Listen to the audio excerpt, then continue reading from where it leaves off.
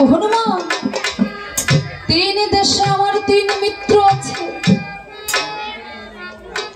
লঙ্কায় বিভীষণ, কিষ্কিন্ধায় সুগ্রীব, আর গুহক চণ্ডালের দেশে গুহক রাজা।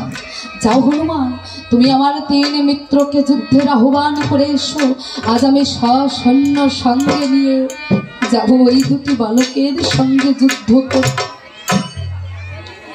হনুমান একে একে চলেছে প্রভুর তিন মিত্রকে যুদ্ধের আহ্বান করতে।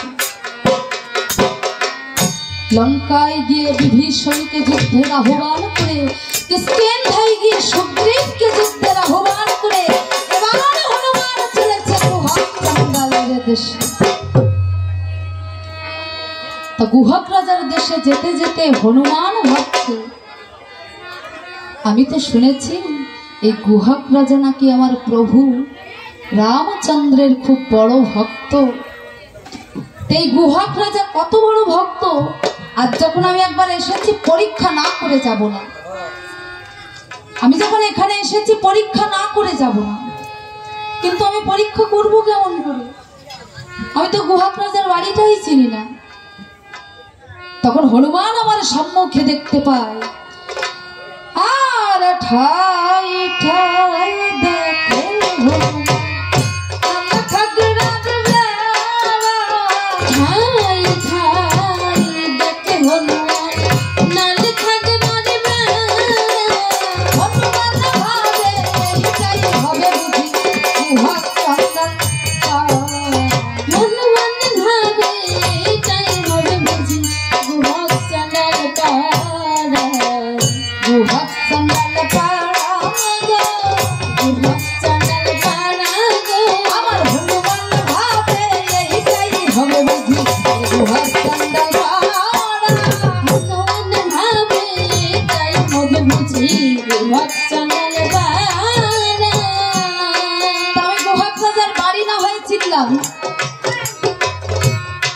কিন্তু আমি তো তাকে কখনো চোখে দেখিনি।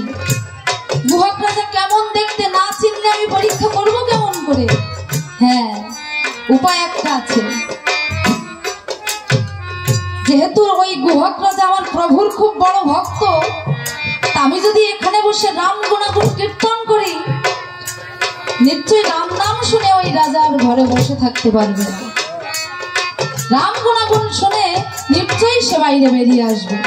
তাই হনুমান আমার কি করেছে, ওরে রাম গুণাগুণ কীর্তন করে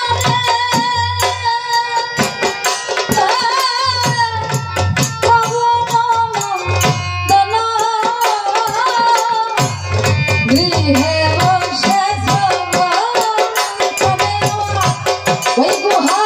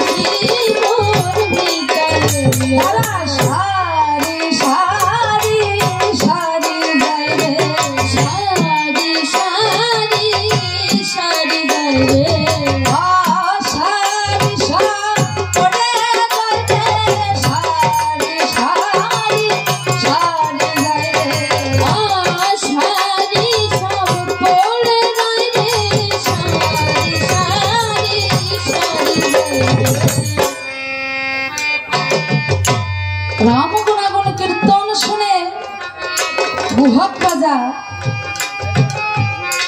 তার সৈন্যগণকে ডেকে বলছে, ওরে সৈন্যগণ, ওই যে আমার প্রভুর কোনো ভক্ত এসেছে। সমস্ত সৈন্যগণকে নিয়ে বাইরে বেরিয়ে এসেছে, কিন্তু হনুমান তো লুকিয়েছে গাছের ডালে। তাকে যে পরীক্ষা করবে,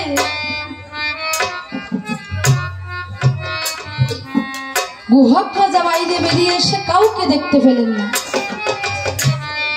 তখন সঙ্গী সাথীদের বলছে, ওরে আমরা এখানে আসার পূর্বেই যে আমার প্রভুর ভক্ত এখান থেকে চলে গেছে, ওই যে দেখো ভক্তের চরণ ধুলি পড়ে আছে, এসো সবাই আমরা ওই ভক্তের চরণ ধুলির উপরে গড়াগড়ি দেব।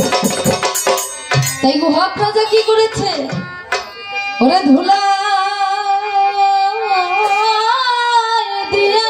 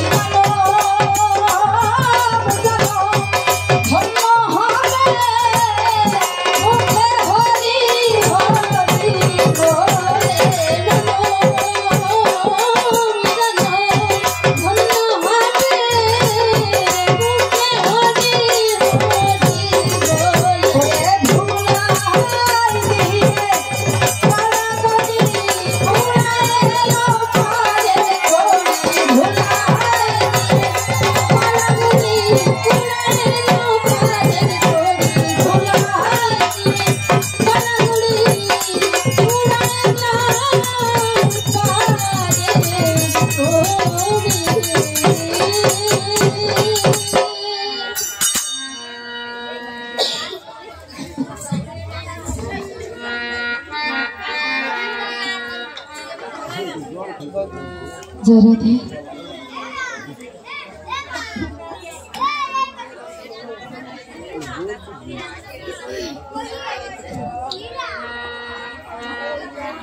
जय राधे।